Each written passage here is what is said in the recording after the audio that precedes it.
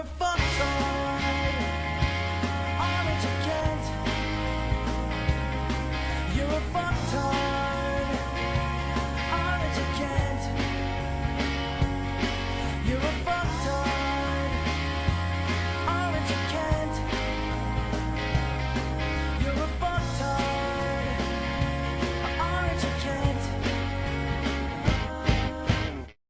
Welcome to episode 5 in this video series, in which we disassemble Kent Hovind's doctoral dissertation, as leaked to the internet on wikileaks.org on the 9th of December 2009. If you have not yet seen the previous videos in this series, then I recommend that you watch those first, as I will be starting this episode immediately where I left off in the last. In the last episode, we left Kent talking to a college professor. A college professor told me that cities evolve with time. I said to him, I agree. If you use this as your definition of evolved, then you are including a design, a designer, and lots of work, planned intelligent progress, not chaos ordered by self. Not one of the buildings in your city built itself by the material rising up out of the ground. Okay, but you also have to consider that buildings don't procreate. At no point does a branch of W.H. Smith's and a branch of HMV get it together and you end up with a shopping centre. One building next to another building doesn't generate little buildings. Caravans outside people's houses are not baby houses. Likewise, if you want to have children, you don't get a builder in. Well, okay, you might, but not in the same way that Kent's talking about. We can presume that at this point the college professor was seen to walk away uttering the word dipshit under his breath. Kent goes on. It did not happen that way. Well, Kent, knowing your tendency to make shit up, that statement's probably correct. He goes on.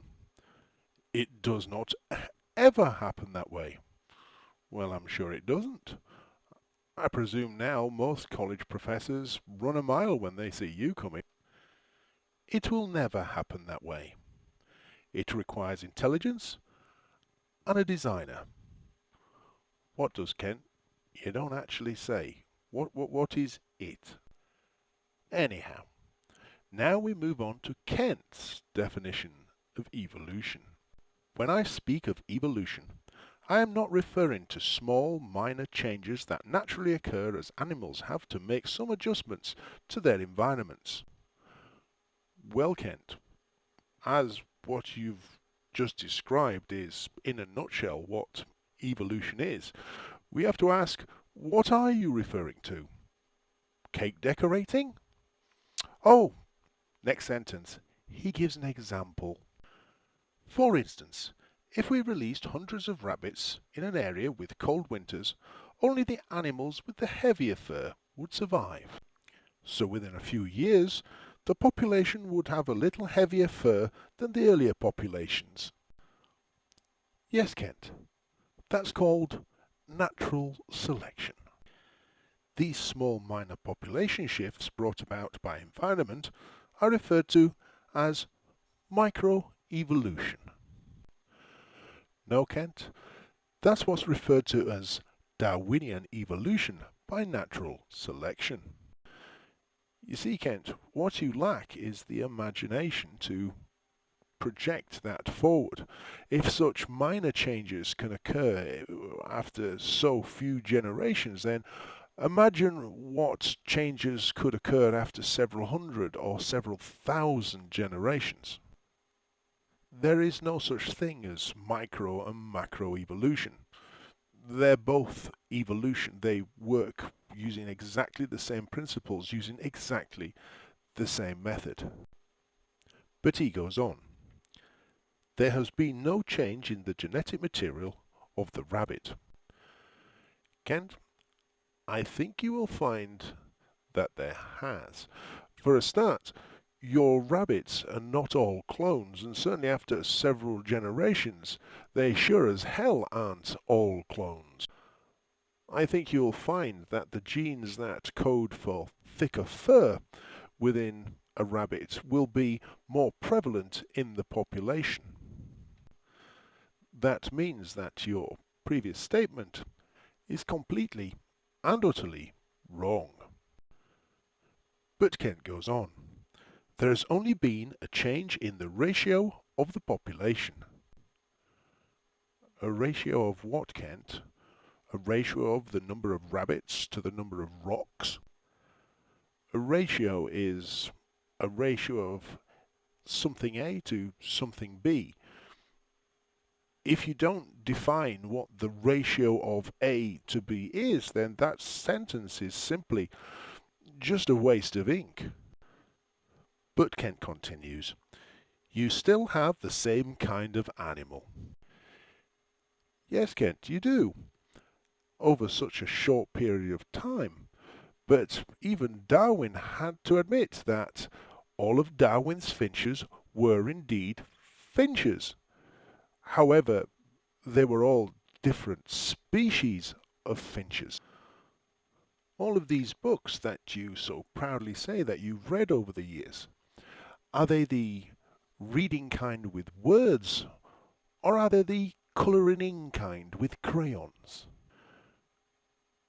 We really do need to know, Kent. We really do. Anyhow, let's wade deeper. Kent continues.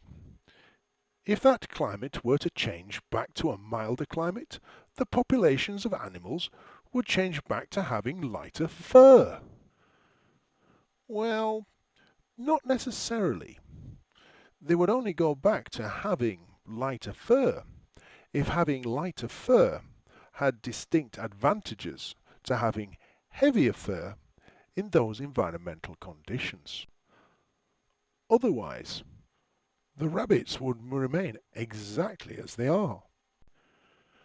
Macroevolution would be defined as changing into a different kind of animal. What, like a rabbit with much longer, heavier fur than a normal rabbit that you can define as a different species? No. Couldn't possibly see that happening. You're completely correct, Kent. No, only kidding. You're a dipshit. There is no similarity between microevolution and macroevolution. No, you're quite correct there. If we look at the spelling of both of them, there's no similarity at all. Apart from the fact that they are essentially exactly the same thing, and we've already explained that. Let's move on. Many evolutionists will use microevolution to try to prove that macroevolution is true. We must guard ourselves not to fall for this false logic. So basically what Kent is saying is that when scientists point out that the processes that drive both micro and macro evolution are the same and therefore both are evolution, that what we should do is completely ignore them. Now folks, think about that really hard. That is the very definition of willfully ignorant.